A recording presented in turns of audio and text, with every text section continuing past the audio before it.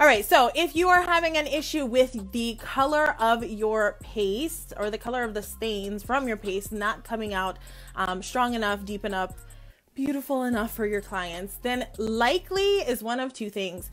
Well, honestly, it could be one of three things. So the first is you may be having an issue with the actual production of your paste.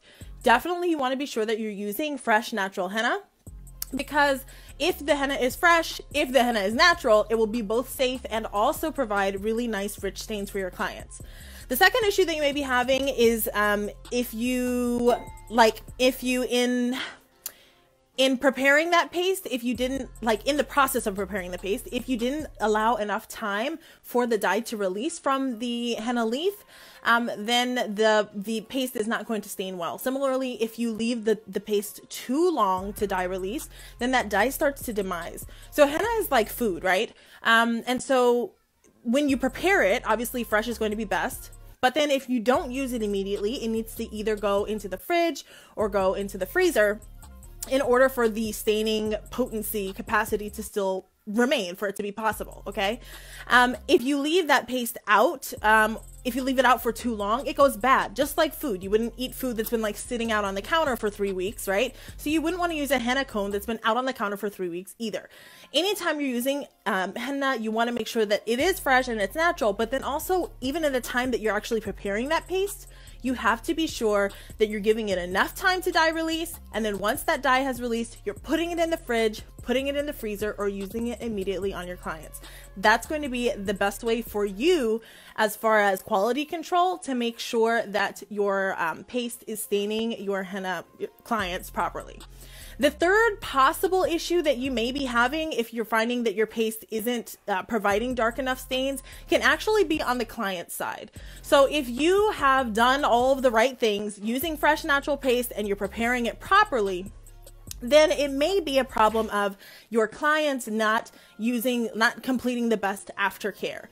Half of the issue is on our side, half of the responsibility, if you will, is on our side as artists to make sure that the quality paste is very high and that it's giving that stain or has the ability to give that stain. And then the other half is that the client has to follow proper aftercare instruction. So you need to also be sure that you're talking with your clients about how they take care of their henna in the aftermath of their appointment, making sure that they're avoiding water, for example, making sure that they are not exfoliating their hands too hard, things like this, which can damage their stain. Okay, so as far as that one's concerned, you're having an issue with stain, it's probably one of those things. So I would encourage you to double check your recipe, double check your process. If you're making your paste, to make sure that it's staining you well, right? And if you find that it is staining you well, but it's not staining your clients well, then I would touch base with your clients about their aftercare process.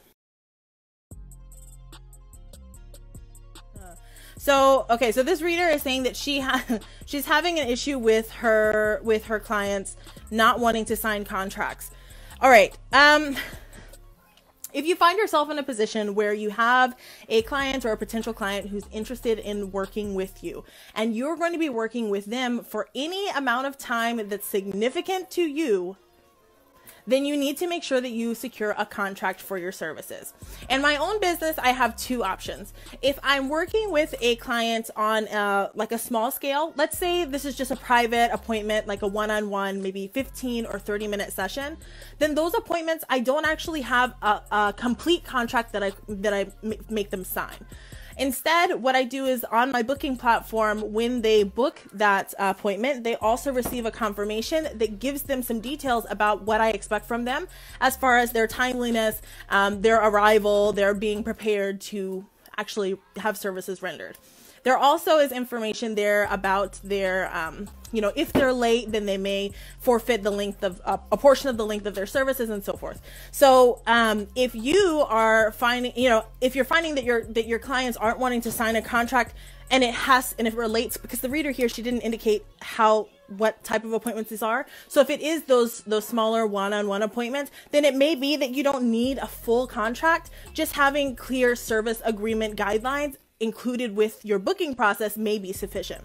Now, on the flip side, if you're working with a client for a length of time that is significant to you, perhaps for an hourly gig, or if you're working at a party or at an event, a bridal shower and so forth, then you definitely in those cases want to secure a contract. Not securing a contract, not an option.